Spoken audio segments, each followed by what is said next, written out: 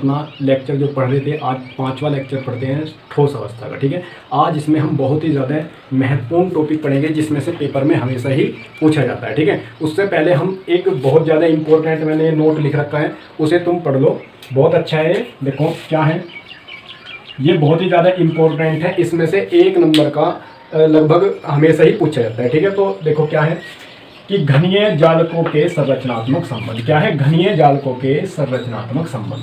तो संरचनात्मक संबंध में हम क्या पढ़ेंगे? SC, BCC, FCC या CCP एक ही बात होती है, तुम्हें हमने बता दी थी पहले। तो हम देखेंगे परमाणु।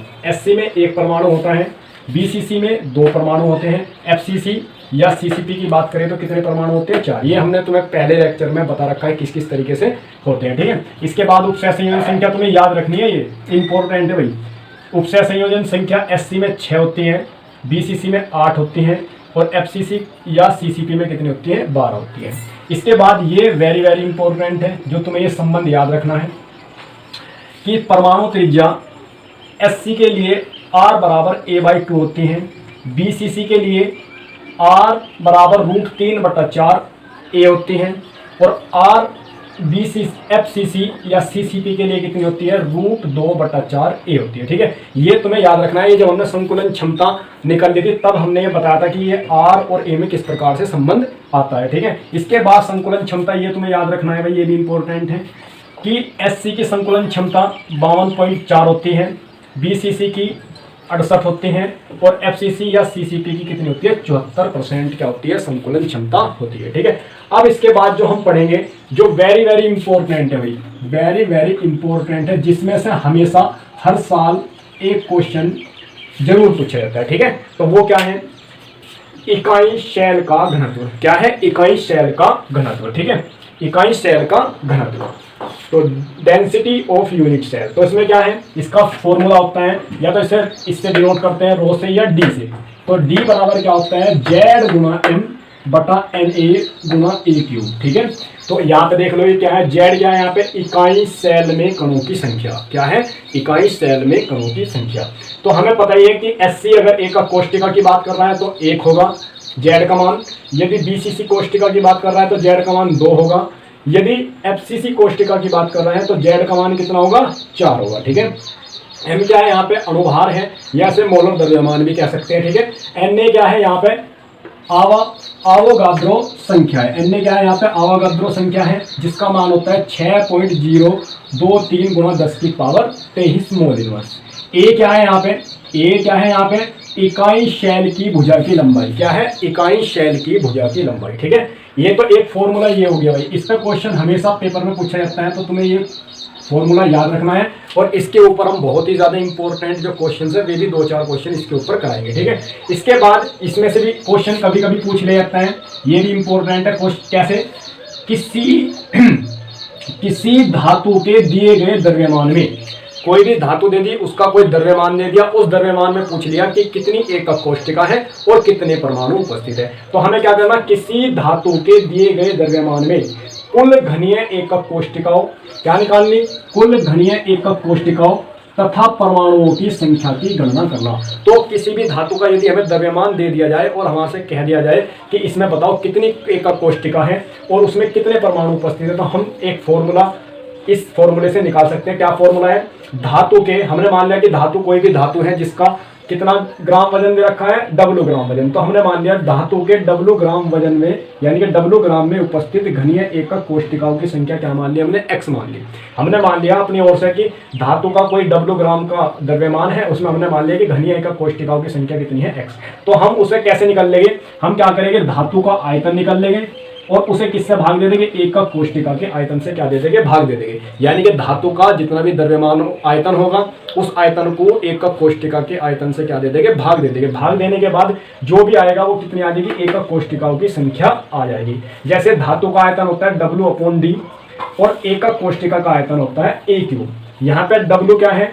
W क्या है भाई? यहाँ पे W है धातु का द्रव्यमान, D क्या है? यहाँ पे धातु का क्या है? घनत्व। यानी कि ये तो क्या है? धातु का द्रव्यमान है जो दिया गया होगा, और ये क्या है? D क्या है? धातु का घनत्व है जो भी दिया हुआ होगा वो भी, और A³ क्या है? यहाँ पे एकक कोष्टिका का आयतन। ठीक है, इसके बाद अब यदि मुझे क्या क्या एकक कोष्टिका तो निकल गई, अब मुझे कहने लगे कि भाई एकक कोष्टिका तो निकाल ली, अब बताओ कि भाई इसमें कितने परमाणु होंगे। तो हम क्या मान लेंगे, माना घनीय एकक कोष्टिका में परमाणुओं की संख्या कितनी है, Z मान ली। तो हम क्या करेंगे, तब हमें धातु के W ग्राम में उपस्थित परमाणुओं की संख्या कितनी हो जाएगी। इसकी एकक कोष्टिका क्या है, एकक कोष्टिका, ये किसकी संख्या है, ये जो मैंने लिखा है गोला किया है, ये क्या है, एकक कोष्टिकाओं की तो संख्या है, उसकी किससे गुना कर दो, Z से गुना कर दो, Z से गुना कर दो। सपोज करो कि एक कोष्टिका में 4 परमाणु हैं और कोष्टिका हमने निकाल ली 10, कोष्टिका कितने निकाल ली 10, तो एक कोष्टिका में 4 परमाणु है, तो 4 कोष्टिका में कितने परमाणु हो जाएंगे, 40। तो कैसे करोगे भाई, उस 4 की गुना किस में करोगे, 10 कोष्टिका में तो करोगे, तो कितने हो जाएंगे 40। तो इसी तरीके से हम सबसे पहले क्या करेंगे, एकक कोष्टिकाओं की संख्या निकाल लेंगे। जितनी भी एकक कोष्टिका, सपोज करो हमारे पास आ गई एकक कोष्टिका 10, हमें पता है एक एकक कोष्टिका में 4 परमाणु होते हैं, तो 4 में कितना होगा 40। इसी तरीके से यदि मुझे पता लग जाए कि एक एकक कोष्टिका में 2 परमाणु है, तो 10 में कितने हो जाएंगे 20। इसी तरीके से हम क्या कर सकते हैं, एकक कोष्टिका निकाल के हम क्या कर सकते हैं, परमाणुओं की संख्या भी क्या कर सकते हैं, निकाल सकते हैं। ठीक है, जैसे मैंने एक क्वेश्चन लिखा है ये, ठीक है, तो इस क्वेश्चन को देखकर कैसे करेंगे भाई, इस क्वेश्चन को देखते हैं कैसे करते हैं, बहुत ही ज्यादा इंपॉर्टेंट क्वेश्चन है भाई। ठीक है, ये क्या है, बहुत ज्यादा इंपॉर्टेंट है क्वेश्चन। ठीक है, तो क्या दिया है क्वेश्चन में भाई, एक तत्व की कोष्टिका की संरचना कैसी है। इसमें क्वेश्चन में कहा कि एक तत्व की कोष्टिका की संरचना कैसी है, BCC प्रकार की। तो BCC प्रकार की कहते ही तुम्हें पता लग जाना चाहिए, सॉल्यूशन में क्या करना, BCC कहते ही हमें पता लग जाना चाहिए कि भाई BCC प्रकार की है, तो उसका मतलब परमाणुओं की संख्या कितनी होगी, इसमें 2 होगी।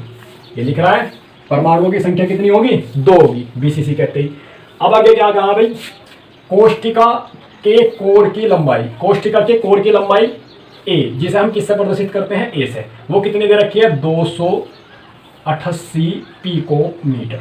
ठीक है भाई, इसके बाद दे रखा है तथा तत्व का घनत्व, तत्व का घनत्व को किससे डिनोट करते हैं, यानी किससे प्रदर्शित करते हैं, D से। कितना दे रखा है, 7.2 ग्राम प्रति सेंटीमीटर क्यूब। ठीक है, तो अब हमें क्या क्या है, कहा है भाई, ज्ञात कीजिए 208 ग्राम तत्व में कितने परमाणु उपस्थित है। हमें क्या निकालने हैं कि 208 ग्राम तत्व में कितने परमाणु उपस्थित है। तो भाई हमें क्या दे दिया, W का मान कितना दे दिया, 208 ग्राम दे दिया। ठीक है, अब देखो ये किस में दे रखा है, सेंटीमीटर में, तो हम इसे भी किस में चेंज कर लेंगे, सेंटीमीटर में। तो सेंटीमीटर में चेंज करने के लिए क्या करेंगे, 288 गुणा 10 की पावर माइनस के कितना कर देंगे, 10 सेंटीमीटर। ठीक है, ये मैंने यहाँ पे लिख रखा था, वो बताना भूल गया मैं, कि 1 पिकोमीटर बराबर होते हैं 10 की पावर माइनस के 12 मीटर होते हैं। 1 पिकोमीटर बराबर होते हैं 10 की पावर माइनस के 8 सेंटीमीटर। तो ये तुम्हें याद रखना है। ठीक है, इसे कहीं भी नोट कर लेना। ठीक, तो मैंने क्या कर दिया, इसे सेंटीमीटर में क्या कर दिया, चेंज कर दिया। अब हमारे पास फॉर्मूला क्या है भाई, हमारे पास फॉर्मूला है ये तुम्हें दिख रहा होगा कि धातु के W ग्राम में। तो हमें क्या करना है, धातु के W ग्राम ना करके उसने कितना दे रखा है, W का मान 200, धातु के 208 ग्राम, धातु के 208 ग्राम में उपस्थित परमाणुओं की संख्या, परमाणुओं की संख्या क्या है भाई, फॉर्मूला तुम्हारे पास है, क्या है, Z गुणा W D और क्या हो जाएगा, A क्यूब। तो तुम्हें पता ही है कितना है, Z का मान कितना है 2, W कितना है 208 ग्राम, D का मान कितना है 7.2, A का मान कितना दे रखा है 288 गुणा 10 की पावर माइनस के 10 की पावर कितना कर दोगे 3 करने के बाद जैसे ही तुम इसे, अब गुणा भाग तो बहुत ज़्यादा लंबी हो जाएगी, तो तुम्हें क्या करना है, अपना आप हल कर लेना है। मैं डायरेक्ट इसका आंसर लिख रहा हूँ, तो कितना आ जाएगा भाई, 24 गुणा 24.16, 24.16 गुणा 10 की पावर कितना आ जाएगा, 23 परमाणु आ जाएंगे। कितने आ जाएंगे, इतने परमाणु आ जाएंगे। ठीक है, कितने परमाणु आ जाएंगे, इतने परमाणु इसमें आ जाएंगे। यदि ये तो डायरेक्ट मैंने तुम्हें आपसे क्या पूछ लिया भाई, क्या कह दिया कि डायरेक्ट क्या कर दिया, परमाणुओं की संख्या निकाल ली। अगर वो तुम्हारे से यहाँ पे परमाणुओं की संख्या ना निकाल के कह देता कि कोष्टिकाओं की संख्या निकाल लो, क्या कह देता, कोष्टिकाओं की संख्या निकाल लो, तो फिर तुम्हें क्या करना था, इसमें कोष्टिकाओं की संख्या निकालने के लिए हमारे पास क्या फॉर्मूला था, x बराबर W D गुणा A। तो यहां से तुम क्या कर लेते भाई, केवल क्या निकाल लेते हैं, कोष्टिकाओं की संख्या। W का मान तुम्हें पता है, D का मान तुम्हें पता है, A क्यूब का मान तुम्हें पता है, ठीक है। तो यहाँ से तुम एकक कोष्टिकाओं की संख्या आराम से निकाल लेते। जो भी एकक कोष्टिकाओं की संख्या आई उसमें 2 से गुणा कर देते, तो वो क्या आते हैं, परमाणुओं की संख्या। तुम्हें क्योंकि पता ही है कि BCC में कितने परमाणु होते हैं, 2, इसीलिए हमने क्या कर रखा है, इस सारे की गुणा किस तक रखी है, 2 से, ठीक है। समझ में आई बात, ठीक। अब अगला क्वेश्चन देखते हैं। ये बहुत ज्यादा जो मैं यहाँ पे क्वेश्चन करा रहा हूँ इन्हें नोट करते रहिए, और वैसे तो जितना भी मैं पढ़ा रहा हूँ सब कुछ ऐसे ही है, तुम कॉपी में नोट करते रहिए, ठीक है, और अपने नोट्स बनाते चले, ठीक। तो अब हम अगला क्वेश्चन पढ़ते हैं। सारे क्वेश्चन बहुत ज्यादा इंपॉर्टेंट है, ठीक है। तो अगला क्वेश्चन देखते हैं। तो अब हम शुरू करते हैं अपने जो आगे क्वेश्चन है। ये सारे के सारे क्वेश्चन मैं फिर बता रहा हूँ बहुत ही ज़्यादा इंपॉर्टेंट हैं, और इनमें से ये नहीं तो इसके जैसे ही पेपर में जरूर क्वेश्चन मिलेंगे तुम्हें, ठीक है। तो अब हम दूसरा क्वेश्चन पढ़ते हैं। अपना दूसरा क्वेश्चन क्या है भाई, देखिए ये सारे के सारे क्वेश्चन ही क्या है, बहुत ही ज़्यादा इंपॉर्टेंट है, ठीक है। तो दूसरे क्वेश्चन में क्या पूछा है, एक फलक केंद्रित घनीय तत्व, एक कोई फलक केंद्रित घनीय तत्व है। फलक केंद्रित का मतलब है FCC से, ठीक है। फलक केंद्रित घनीय तत्व जिसका परमाणु भार कितना दे रखा है, 60 दे रखा है, में सेल के किनारों की लंबाई 400 पिकोमीटर है।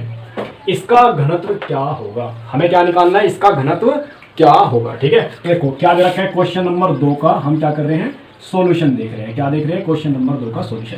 जो जो दिया है वो लिख लो भाई। हमें क्या दिया है, FCC फलक केंद्रित घनीय, क्या का मतलब क्या दिया है, FCC दिए, तो इसका मतलब क्या है, Z बराबर कितना हो जाएगा, 4। देखो हमें क्या निकालना है, घनत्व निकालना है। क्या निकालना है, पहली बात है घनत्व, और घनत्व का फॉर्मूला तुम्हें पता ही है क्या होता है। घनत्व का फॉर्मूला होता है Z गुना MNA और गुना A क्यूब, ठीक है। अब तुम्हें पता ही है D हमें निकालना है, D क्या करना है, ज्ञात करना है। M कितना दे रखा है उसने, M कितना दे रखा है भाई, परमाणु भार कितना दे रखा है, 60 दे रखा है। समझ में आई। जेड का पता लग गया, जेड का हमें पता ही है कि क्रिस्टलिक किसमें है भाई, फलक केंद्रित घनीय तत्व दे रखा। फलक केंद्रित घनीय तत्व का मतलब है कि परमाणु संख्या कितनी होगी इसमें, 4। जेड पता लग गया, एम पता लग गया। अब एन का तुम्हें पता ही है, एन क्या होता है, एन क्या होता है, अवोगाद्रो संख्या कितना होता है, इसका मान 6.023 गुणा 10 की पावर कितना होता है, 23। इसका मान तुम्हें पता है कितना होता है, 23। अब ए कितना दे रखा है, कोर की लंबाई भी उसने दे रखी है, किनारों की लंबाई ए कितनी दे रखी है, 400 पिकोमीटर। कितनी दे रखी है, 400 पिकोमीटर। पिकोमीटर को किस में बदल लो, सेंटीमीटर में। किस में बदल लो, सेंटीमीटर में, क्योंकि घनत्व ज्यादातर सेंटीमीटर में रिप्रेजेंट कर रखा, तो तुम मीटर में भी कर सकते हो चाहे सेंटीमीटर में। तो हमने सेंटीमीटर में कर लिया। सेंटीमीटर में बदलने के लिए क्या करते हैं भाई, 10 की पावर 10 से क्या कर दो, गुना कर दो। तो ये किस में बदल गया, सेंटीमीटर में। किसमें बदल गया, सेंटीमीटर में। अब सारे मान तुम्हें दे रखे हैं, हमें क्या निकालना है, डी का मान निकालना है। जेड का मान 4, इसका मान, एम का मान 60 रख दो, एम का मान 60, एन ए का मान 0.23 गुना 10 की पावर कितना रख दो, 23 रख दो। और जी क्या बचा भाई, अब ए का मान कितना है, 400 गुना 10 की पावर माइनस के 10 की कर दो कितना, होल क्यूब। अब गुना भाग का काम तुम्हारे अपना आप है, अपना आप तुम्हें घर से अपना आप गुना भाग करनी है। मैं इसका आंसर बता रहा हूँ, क्या आएगा, 6.23 ग्राम प्रति सेंटीमीटर क्यूब। इसका क्या आएगा, आंसर आ जाएगा। ठीक है, ये गुना भाग तुम कर लेना अपना आप। ठीक है, मैंने जो जो मैन था उसमें वो बता दिया। ठीक है, अब इसके बाद अगला क्वेश्चन देखिए भाई। अगला क्वेश्चन क्या है, अगला क्वेश्चन नंबर 3 देखिए भाई। 3 क्या पूछा है, 3 में एक तत्व, सबसे पहले देखो एक तत्व बीसीसी कहते हैं, तुम्हारी समझ में आ जाना चाहिए कि तो बीसीसी है तो इसका मतलब भाई इसमें जेड बराबर कितना होगा, 2 होगा। पहली बात तो ये तुम्हारी समझ में आ जानी चाहिए। ठीक है, चलो जी, फिर क्या है, बीसीसी संरचना में उपस्थित है। इसके सेल के किनारों की लंबाई कितनी दे रखी है, 250 पिकोमीटर, यानी कि 250। ये किनारों की लंबाई क्या होगी, ए वो कितनी दे रखी है, 250 पिकोमीटर। चलो जी, 2 बात पता लगी। इसके बाद घनत्व कितना दे रखा है, इसके बाद यदि इसका घनत्व कितना दे रखा है, घनत्व डी कितना दे रखा है भाई, 8 ग्राम प्रति सेंटीमीटर क्यूब दे रखा है। ठीक है, इसके बाद क्या पूछ रहा है भाई, तत्व के परमाणु भार की क्या करनी है, हमें तत्व के परमाणु भार की क्या करनी है, गणना करनी है। यानी कि तत्व का परमाणु भार क्या निकालना है, एम मुझे क्या करना है, ज्ञात करना है। देखो भाई, हमारे पास डी का फॉर्मूला क्या था भाई, जेड गुणा एम बटा एन ए गुणा ए क्यूब। तो क्या निकालना, मैं एम निकालना, तो एम बराबर क्या हो जाएगा, यहाँ से एम बराबर डी गुणा एन ए और ए क्यूब और बटा कितना हो जाएगा, 4। ठीक है, कितना हो जाएगा, जेड।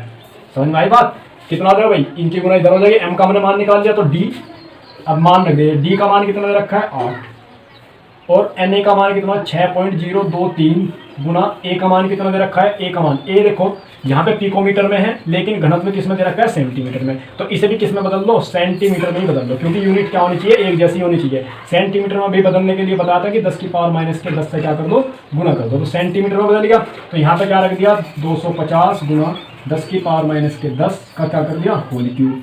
ए का मान रख दिया। जेड, जेड तुम्हें पता लग गया कितना होता है, 2। तो यहाँ से तुम क्या करो, इसे हल कर लेना भाई। हल करने के बाद जो आंसर आएगा वो मैं तुम्हें डायरेक्ट बता रहा हूँ क्या आएगा। हल करने के बाद मैच कर लेना तो आंसर यही आ जाएगा, ठीक है। ग्राम मोल इनवर्स आ जाएगा, क्योंकि एन ए क्या होता है, एन ए भाई तुम्हें पता ही है, मोल एन ए इसका पूरा मान नहीं रखा गया भाई। एन ए का जो मान होता है 6.023 गुना 10 की पावर 23 होता है, ठीक है। तो ये क्या आ जाएगा, इसका अनुभाग आ जाएगा मोल इनवर्स में, ठीक है। कितना आ जाएगा, मोल इनवर्स में क्या आ जाएगा, इसका अनुभाग हो जाएगा, ठीक है। क्योंकि इसका जो मात्रक होता है एवोगाद्रो नंबर का, वो होता है मोल इनवर्स होता है, ठीक है। इसीलिए मोल इनवर्स इसका आ जाएगा, आंसर आ जाएगा, ठीक है। ये सब कुछ तुम हल कर लेना अपना आप, ठीक है। तो ये क्या आ जाएगा, इसका डायरेक्ट इसका क्या आ जाएगा, आंसर आ जाएगा, ठीक है। इसके बाद अगला क्वेश्चन देखते हैं, देख लिए कैसे कैसे करा, ठीक है। पिकोमीटर को सेंटीमीटर में बदलने के लिए 10 की पावर माइनस के 10 से क्या कर देते हैं, गुणा कर देते हैं, ठीक है। इसीलिए कहा क्योंकि यहाँ भी सेंटीमीटर हमें रखना पड़ेगा, क्योंकि यहाँ पे क्या है, सेंटीमीटर है, ठीक है। चलो ये अगला क्वेश्चन देखिए, इन्हें अपना आपसे करने की कोशिश करनी है भाई, ठीक है। अब अगला क्वेश्चन है, चौथा क्वेश्चन क्या लिखा हुआ है, सोना। क्या गया, सोना परमाणु त्रिज्या। परमाणु त्रिज्या को तो आर से ही प्रदर्शित करते हैं भाई। आर बराबर 0.144 क्या दे रखी है, नैनोमीटर। कितनी दे रखी है, इतनी परमाणु त्रिज्या दे दी, ठीक है। एफसीसी में क्रिस्टलीकृत है भाई। क्या कहा है, सोना है, उसकी परमाणु त्रिज्या इतनी है और वो किसमें अरेंज है, एफसीसी संरचना में क्या है, उपस्थित है, यानी कि उसमें अरेंज है सोने का, ठीक है। इसकी कोष्टिका के कोर की लंबाई क्या करनी है, हमें कोष्टिका के कोर की लंबाई क्या करनी है, ज्ञात करनी है। यानी कि हमें क्या करना है, ए हमें क्या करना है, ज्ञात करना है। ए हमें क्या करना है, ज्ञात करना है। तो ये बात तुम्हें याद रखनी है भाई। इस पे भी क्वेश्चन बहुत ही बार पूछ लेते हैं, बहुत ज्यादा इंपॉर्टेंट है। वैसे भी एक नंबर में बहुविकल्प में भी ऑब्जेक्टिव में भी पूछ लेते हैं। तो ये 3 संबंध तुम्हें याद रखने हैं कि एससी के लिए तो जो त्रिज्या और कोष्टिका की कोर की लंबाई में संबंध होता है वो होता है, ठीक है।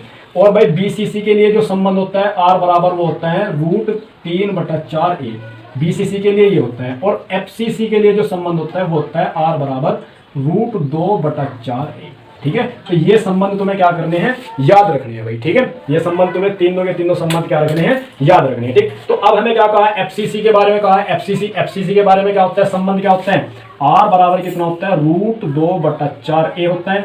और ए का मान हमारे से पूछ रहा है, तो ए बराबर कितना हो जाएगा, 4 गुना आर बटा कितना हो जाएगा, √2। तो ए बराबर 4 गुना आर का मान तुम्हें दे रखा है, कितना दे रखा है, 0.144 बटा कितना दे रखा है, √2। तो तुम इसे अगर हल करोगे तो हल करने के बाद जो तुम्हारा आंसर आ जाएगा वो आ जाएगा 0.407 नैनोमीटर। कितना आ जाएगा, नैनोमीटर। नैनोमीटर इसलिए आया क्योंकि हमने यूनिट चेंज ही नहीं करी, इसके नैनोमीटर में है। तो यहाँ भी जो इसका मान रखा जाएगा वो भी नैनोमीटर में रखा जाएगा। तो हल करने के बाद भी क्या आ जाएगा, नैनोमीटर। तो ये तुम्हें याद रखने हैं भाई, तीनों संबंध बहुत ही ज्यादा इंपॉर्टेंट है ये। तो ये तुम्हें याद रखने हैं, इनके ऊपर डायरेक्टली क्वेश्चन पूछ लिए जाते हैं, जैसे ये क्वेश्चन मैंने तुम्हें कराया, ठीक है। इसके बाद हम अगला क्वेश्चन करते हैं, क्वेश्चन नंबर 5वां, ठीक है। तो देखिए क्वेश्चन नंबर 5वां कौन सा है भाई, क्या पूछ रखा है क्वेश्चन नंबर 5 में, ठीक है। देखिए भाई क्वेश्चन नंबर 5 ये, तो क्या पूछ रखा है क्वेश्चन नंबर 5 में भाई, एक तत्व बीसीसी, तो समझ में आया, एक तत्व बीसीसी का निर्माण करता है। एक तत्व बीसीसी क्रिस्टल का निर्माण करता है यदि इकाई सेल के किनारों की लंबाई 400 पिकोमीटर है। तो क्या पूछ रखा है भाई, निकटस्थ परमाणुओं के बीच की दूरी क्या करनी है, ज्ञात करनी है। तो हमें क्या ज्ञात करनी है कि पास पास वाले स्थित 2 परमाणुओं के बीच की क्या करनी है, उनके बीच की क्या करनी है, दूरी ज्ञात करनी है। देखो भाई, चलो जी देखो, एक बीसीसी की स्ट्रक्चर पहले तुम देख लो कैसी होती है। इस प्रकार की होती है बीसीसी की स्ट्रक्चर। सही नहीं बनी, सही से बनाओ।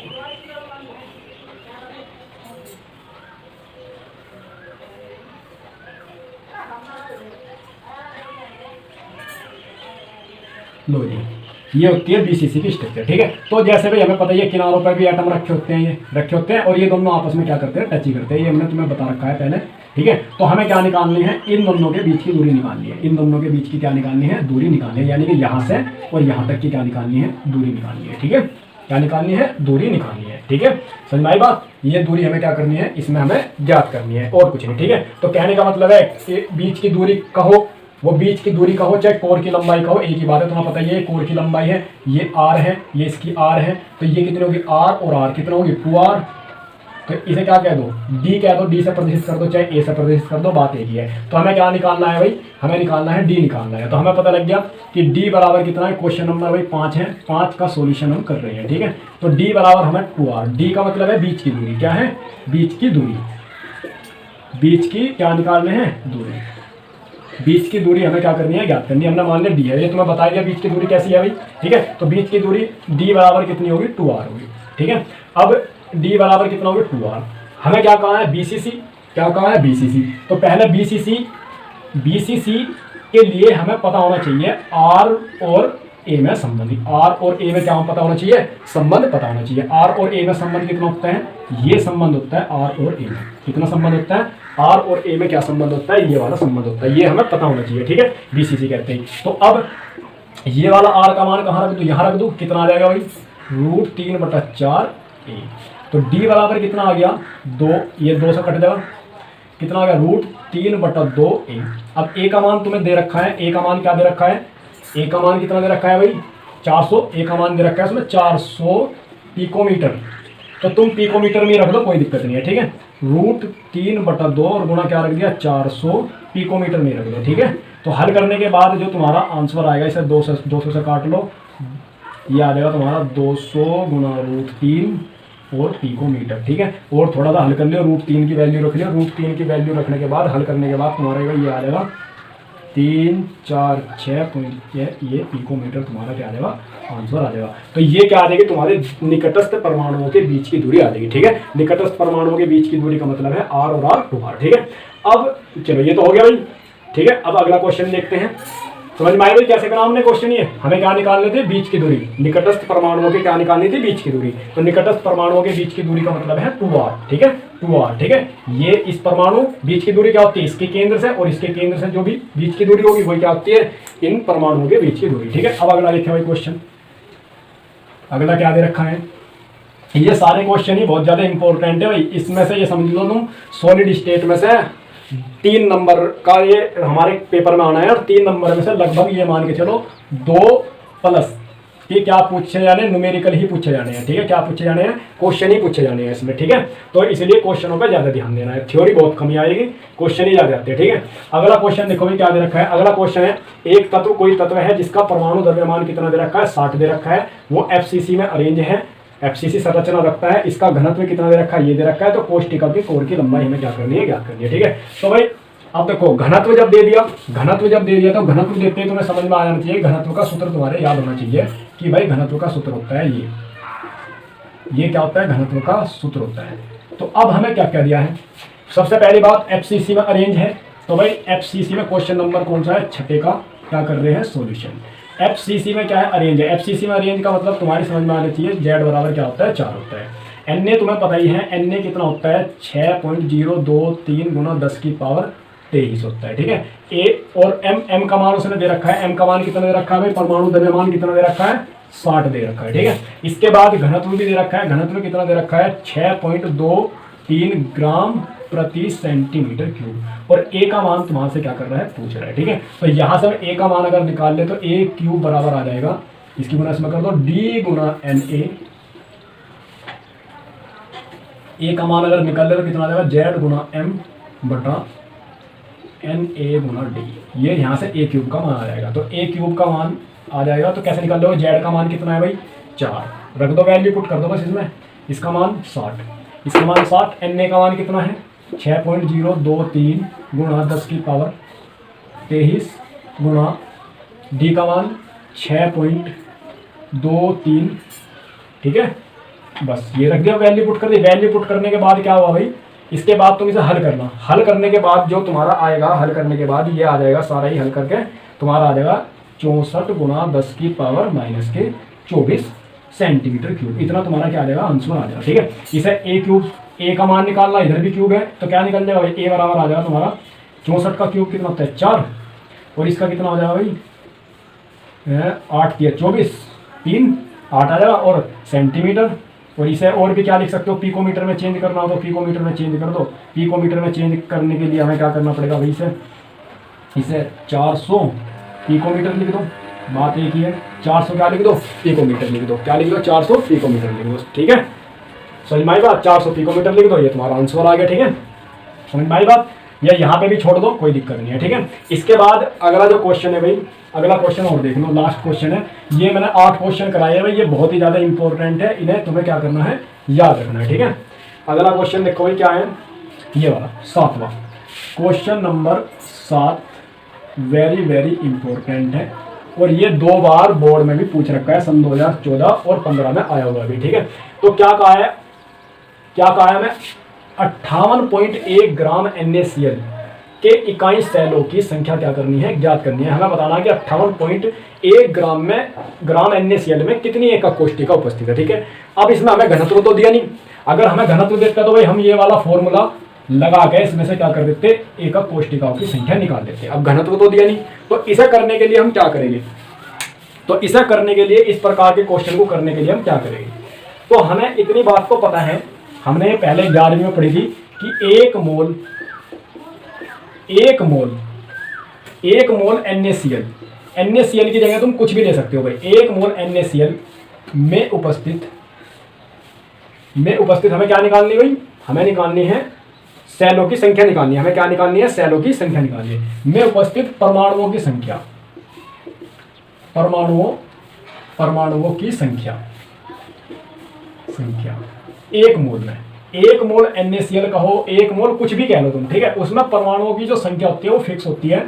1 मोल में 6.023 गुना 10 की पावर 23 परमाणु, कितनी होती है, परमाणु। ये हमने 11वीं में पढ़ रखा। ठीक है भाई, 1 मोल NaCl में परमाणु कहो या अणु कहो, अगर हम परमाणु की बात कर रहे हैं तो इतने परमाणु होंगे, अगर यहाँ अणु की बात कर रहे हैं तो इतने क्या होंगे, अणु होंगे। कहने का मतलब है 1 मोल में परमाणुओं की संख्या, अणुओं की संख्या और आयनों की संख्या सब कुछ क्या होती है, इक्वल होती है। हमें पता लग गया 1 मोल NaCl में परमाणुओं की संख्या कितनी है, इतनी होती है। ठीक है, समझ में आया ना। तो हम क्या करेंगे, हम निकल लेंगे कि 58.1 ग्राम में NaCl के कितने मोल है, 58.1 ग्राम में NaCl के कितने मोल है। तो कहने वाला मोलों की संख्या निकालने के लिए एक फॉर्मूला होता है, मोलों की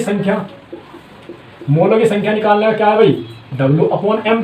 M क्या है इसका, मोलर मास, यानी कि मोलर मास क्या है इसका, अनुभार। ठीक है, किसका, NaCl का अनुभार। तो W क्या हो गया, W हमें क्या दे रखा है, W यानी कितने मात्रा दे रखी है, 58.1 ग्राम। M हमें क्या निकालना है, NaCl का अनुभार कितना होता है, Na का कितना होता है, 23 होता है, Cl का कितना होता है, 35.5 होता है। तो इसे जोड़ के कितना हो जाएगा, 58.5 आ जाएगा। ठीक है, तो हमने क्या रख दिया, इसकी सबकी वैल्यू पुट कर दी, वैल्यू पुट करने के बाद 58.1 और 58.5, ये कितना आ गया, मोल आ गया भाई, कितना आ गया, मोल आ गया, किसके, NaCl के मोल ये हमारे पास आ गए। कितने मोल हैं, 58.1 ग्राम, 58.1 ग्राम में इतने मोल उपस्थित है। समझ में आया ना। हमें पता है 1 मोल NaCl में इतने परमाणु, तो इतने मोल में कितने हो जाएंगे, तो हम क्या करेंगे, इतने मोल NaCl में परमाणु कितने हो जाएंगे भाई, परमाणुओं की संख्या यानी कि परमाणु कितने हो जाएंगे, इसकी गुना 6.23 गुना 10 की पावर 23 की गुना किससे कर दो, इससे कर दो, इतने मोल से कर दो, इससे कर दो। ठीक है, तो कितने परमाणु हो जाएंगे, इतने परमाणु हमारे पास क्या हो जाएंगे, आ जाएंगे। ठीक है, तो सब देखो हमने क्या करा भाई, हमें ये पहले से ही पता है कि 1 मोल NaCl कहो, KCl कहो, कुछ भी कहो, उसमें परमाणुओं की जो संख्या होती है 1 मोल में, केवल 1 मोल में वो फिक्स होती है, इतनी होती है। ठीक है, तो अब हम निकल लेंगे कि भाई इसमें हम क्या निकल लेंगे कि इतने ग्राम में NaCl के कितने मोल है। हमने निकाल लिए NaCl के मोलों की संख्या, निकाल ली NaCl के मोलों की संख्या, किस में निकाल ली, 58.1 ग्राम में NaCl के मोलों की संख्या। तो हमें पता है मोलों की संख्या W/M होती है। W क्या हो गया, इसका जो भी भार दे रखा है, ग्राम कितने ग्राम दे रखा है, M इसका अनुभार हो गया, रखने के बाद इतने मोल आ गए। ये कितना आ गया, हमारे पास मोलों की संख्या आ गई। 1 मोल में तो इतने होते हैं, और इतने मोल में कितने हो जाएंगे, इतने मोल में क्या कर दो, इसकी गुना कर दो। गुणा करने के बाद क्या आएगा भाई, गुणा करने के बाद मैं डायरेक्ट लिख रहा हूँ, कितना होगा, इसका गुणा करने के बाद आ जाएंगे, इसका गुणा करने के बाद आएगा 58। देखो हम इसमें एक गलती कर दी भाई, इसमें हमें क्या लेना है, अणु लेना है, परमाणुओं की जगह क्या लेना है, अणु लेना है। अणु क्यों, क्योंकि NaCl क्या है भाई, NaCl यहाँ पे एक अणु है, तो क्या लिखना है, अणु लिखना है। बस इतनी सी छोटी सी मिस्टेक होगी, अणुओं की संख्या की बात कर रहे हैं। अणु का हो तो अणु भी कितने होंगे, इतने ही होंगे, अणु भी क्या होंगे, इतने ही होंगे, बस क्या होंगे, अणु भी क्या होंगे, इतने ही होंगे। ठीक है, यहाँ भी क्या कर लो, अणु कर लो। समझ में आई बात। यहाँ भी क्या कर लो, अणु कर लो, क्योंकि NaCl क्या है, अणु है, क्या है, अणु है, ठीक है। तो इसीलिए हम क्या कर रहे हैं, अणु की बात कर रहे हैं। तो वो गलती हो गई थी, तो इसमें दोबारा देख लो भाई, 1 मोल NaCl में अणुओं की संख्या, अणुओं की संख्या चाहे परमाणुओं की संख्या, चाहे 1 मोल में सब कुछ इतनी होती है, ठीक है। तो 1 मोल NaCl में अणुओं की संख्या कितनी होगी, इतने अणु होते हैं, 6.023 इतने। तो हमने क्या निकाल लिया, NaCl के 58.1 में मोलों की संख्या निकाल ली, कितनी होगी, W/m। तो हमने क्या निकाल ली, मोलों की संख्या ये आ गई हमारे पास। अब इतने मोल NaCl में अणु कितने होंगे, इनके मोल की गुणा क्या कर दो, इससे कर दो, कर दी। और गुणा करने के बाद कितने आओगे भाई, कितने आ जाएंगे, ये आ जाएंगे तुम्हारे, मैं डायरेक्ट लिख रहा हूँ 5.89 गुणा 10 की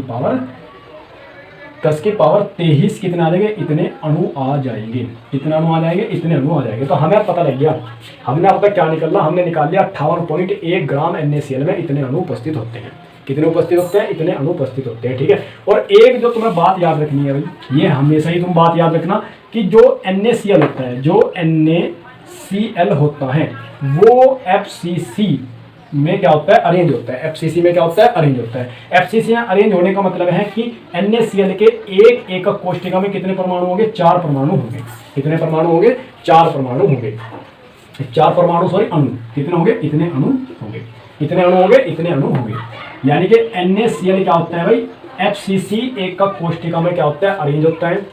और एक FCC कोष्ठिका में कितने होते हैं, इतने अणु होते हैं, ठीक है। अब टोटल अणुओं की संख्या हमारे पास इतनी है, और इन टोटल अणुओं की संख्या अगर मुझे एकक कोष्ठिका निकालनी है, किस संख्या मैंने मान ली, x है एकक कोष्ठिका की संख्या, अगर मुझे निकालनी है तो मैं क्या करूंगा, कुल अणुओं की संख्या से, कुल अणुओं की संख्या से क्या कर दिया, एक कोष्ठिका के अणुओं की संख्या का क्या दे दूंगा, भाग दे दूंगा। इसे क्या कर दूंगा, एक कोष्ठिका के, भाई एक कोष्ठिका में कितने होते हैं, 4 अणु होते हैं, और ये इतने सारे हमें क्या रखे अणु। तो इस सारे अणुओं को एक कोष्ठिका के अणु से अगर मैं भाग दे दूं तो मुझे पता लग जाएगा कितनी इसमें क्या है, एकक कोष्ठिका उपस्थित है। तो एकक कोष्ठिका आ जाएगी भाई, हल करने के बाद इसकी 1.495 गुणा 10 की पावर 23 इतने क्या देगी, इसमें एकक कोष्ठिका आ जाएगी, ठीक है। तो देखो हमें इसमें करना कुछ नहीं था, हमने क्या करा भाई, हमें पता है 1 मोल NaCl में अणुओं की संख्या इतनी होती है। तो हमने इतने जो क्वेश्चन में था 58.1 ग्राम, 58.1 ग्राम में हमने क्या निकाल लिया, अणुओं की संख्या निकाल ली, वो मोलों की संख्या निकाल ली। 58.1 ग्राम में मोलों की संख्या आ गई है। जब 1 मोल में इतने अणु हैं तो इतने मोल में कितने आ जाएंगे, इससे गुणा कर दो, इतने अणु आ गए, ठीक है। हमें पता है कि NaCl जो होता है, याद रखना है, NaCl जो होता है वो FCC एकक कोष्ठिका में क्या होता है, पाया जाता है। यानी कि एकक कोष्ठिका FCC एकक कोष्ठिका में क्या होता है, अरेंज होता है। जब वो एकक कोष्ठिका में अरेंज है तो हमें पता लग गया कि उसकी एक कोष्ठिका में 4 अणु होंगे। और अणु कितने दे रखे हैं हमें, ये दे रखे हैं। तो अगर मैं एक कोष्ठिका के अणुओं से भाग दे दूं तो कितने आ जाएंगे भाई, ये क्या निकल जाएगा, हमारी एकक कोष्ठिका की संख्या निकल जाएगी। सपोज करो, देखो भाई, जैसे मैं तुम्हें समझाता हूँ कैसे। भाई मेरे पास है 20 अणु, मेरे पास है 20 अणु, और एक कोष्ठिका में कितने अणु आ सकते हैं, 4। तो मुझे बताना है कितनी कोष्ठिका होगी, 20 अणु कितनी कोष्ठिका रखते हैं।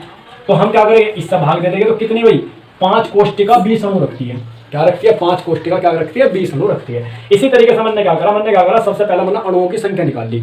अणुओं की संख्या निकाल के हमने क्या करा, एक कोष्ठिका के अणुओं की संख्या से भाग दे दिया, तो हमें पता लग जाएगा कितनी कोष्ठिका उसमें होगी, ठीक है। इसके बाद जो लास्ट क्वेश्चन है भाई, ये लास्ट क्वेश्चन देखो क्या है, ये भी बहुत ही ज्यादा क्या है, इंपॉर्टेंट है भाई।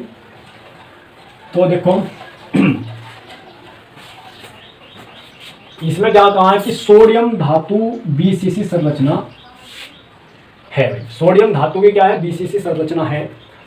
यदि एकक कोष्ठिका के किनारों की लंबाई कितनी हो, इतनी। भाई एकक कोष्ठिका के किनारों की लंबाई कितनी दे दी, 4.29 एंगस्ट्रॉम हमें दे दी। कितनी दे दी, इतनी एंगस्ट्रॉम हमें दे दी। बात समझ में आई ना, इतनी हमें क्या दे दी, इतनी हमें दे रखी है, ठीक।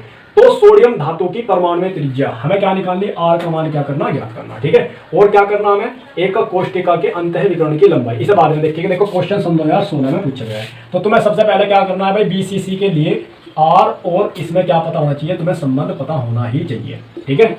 तो हमें क्या निकालनी, त्रिज्या निकालनी। तो R बराबर कितना हो गया, √3/4। ए का मान कितना दे रखा है, अंगस्ट्रॉन्ग में, तो अंगस्ट्रॉन्ग में रख लो, कोई बात नहीं, दोनों अंगस्ट्रॉन्ग में रख लो, ठीक है। तो हल करने के बाद जो इसका R का मान आएगा, वो R का मान चाहे अंगस्ट्रॉन्ग में रखा, चलो सेंटीमीटर में चेंज कर लो, अंगस्ट्रॉन्ग को क्या कर लो, सेंटीमीटर में चेंज कर लो।